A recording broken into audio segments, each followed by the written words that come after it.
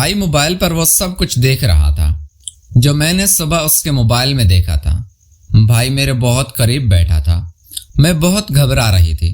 تھوڑی دیر بعد ہی بھائی نے، میرا نام ہنا ہے، ہماری چھوٹی سی فیملی ہے، میں، میرا بھائی اور امی ابو۔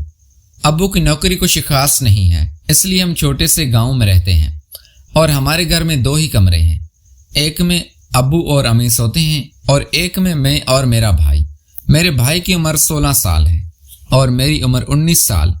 ہوا کچھ یوں کہ ایک رات بھائی جب کمرے میں آیا تو اس کی آنکھیں لال ہو رہی تھی۔ میں پہلے تو حیران ہوئی کہ اچانک سے میرے بھائی کو کیا ہو گیا ہے۔ جب میں نے اچانک سے میرے بھائی کو کیا ہوگا جب میں نے پوچھا تو بھائی نے کہا کہ میرے دوست کے پاس کالی گھوڑی ہے، اس کا دودھ پی کر آیا ہوں۔ یہ سن کر میں بہت حیران ہو گئی، لیکن میں نے اس کو کچھ نہیں کہا اور ہم سونے کے لیے لیٹ گئے۔ بھائی بہت ہی چھوٹا تھا، اس لیے مجھے اس کو اپنے ساتھ سلانے پر کوئی مسئلہ نہیں تھا۔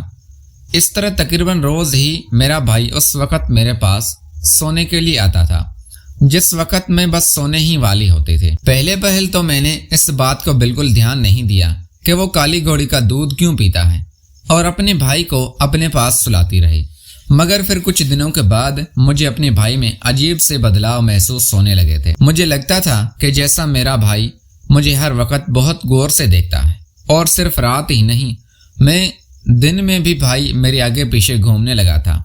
میں جہاں جاتی میرے پیچھے ہی ہوتا تھا۔ میں کچن میں کام کر رہی ہوتی تو میرا بھائی بھی کچن میں ہی میرے پاس آ کر بیٹھ جاتا۔ بھائی اب اسکول سے بھی بہت چھٹیاں کرنے لگ گیا تھا اور یہ بہت غلط بات بھی تھی۔ میں نے کہا اس طرح تمہاری پڑھائی کا بہت زیادہ نقصان ہو جائے گا اور جو ابو کا خواب ہے تمہیں ڈاکٹر بنانے کا وہ بھی پورا نہیں ہو پائے گا۔ تم اب اپنی چھٹیوں والی غلط روٹین ختم کر دو اور دوبارہ سے اسکول جانا شروع کر دو۔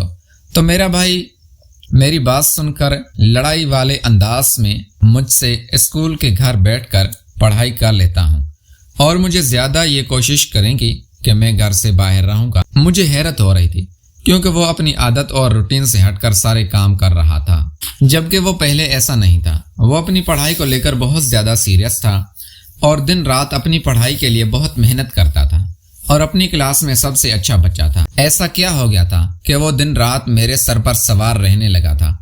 صرف اتنا ہی نہیں، میں نے محسوس کیا تھا وہ گھر بیٹھے مجھ پر ہی نظر رکھتا تھا اور اس کی نظریں مجھے اندر تک اترتی محسوس ہوتی تھی، وہ جیسے مجھے اندر تک چھان بین کرنا چاہتا ہو۔ اس لیے یہ حیرت مجھے پریشان کر رہی تھی، اور پھر جو کام اس نے رات کو شروع کیا ہوا تھا اب مجھے بھی گھبراہٹ ہونے لگے تھے۔ اس کو تو اس سے آنکھیں لال ہوئی رہتی تھی اور عجیب طبیعت کا لگتا تھا اور اس کی آنکھوں میں کچھ الگ ہی محسوس ہونے لگا تھا اور یہ بات مجھے بہت پریشان کرنے لگے تھے۔ اب جب بھی میں اپنے بھائی سے پوچھتی کہ تم کو کیا ہوا ہے، تمہاری طبیعت ٹھیک نہیں لگ رہی، مجھے وہ کہتا کہ نہیں باجی میں ٹھیک ہوں، بس دوستوں کے ساتھ تھا، وہاں میں نے کالی گھوڑی کا دودھ پی لیا تھا، اسی لیے طبیعت تھوڑی عجیب ہو گئی ہے، صبح تک ٹھیک ہو جاؤں گا۔ تو میں اس کی بات سن کر بہت حیران ہوتی اور بولتی کہ تم پاگل ہو، تم گھوڑی کا دودھ کیوں پینے لگے ہو، مت پیا کرو گھوڑی کا دودھ۔ تو میرے بھائی کہتا کچھ نہیں ہوتا، بس دوستوں کے ساتھ ہنسی مذاق میں پی لیتا ہوں۔ میرا بھائی تو اس بات کو بھی بہت معمولی سمجھتا تھا، مگر یہ بات میں سن کر بہت حیران ہوتی تھی۔ اس کو کیا ضرورت بھلا پڑی کہ وہ گھوڑی کا دودھ پینے لگا تھا، اور پھر اس کی آخر کس قسم کے لڑکوں کے ساتھ دوستی ہو گئی تھی۔ بھائی اب بڑا ہو رہا تھا اور میں اس کو کسی بھی بات کے لیے ٹوکتی تو وہ برا مانتے ہوئے مجھ سے لڑائی کرنے لگتا تھا، اس لیے میں اس کو زیادہ کچھ نہیں کہتی تھی۔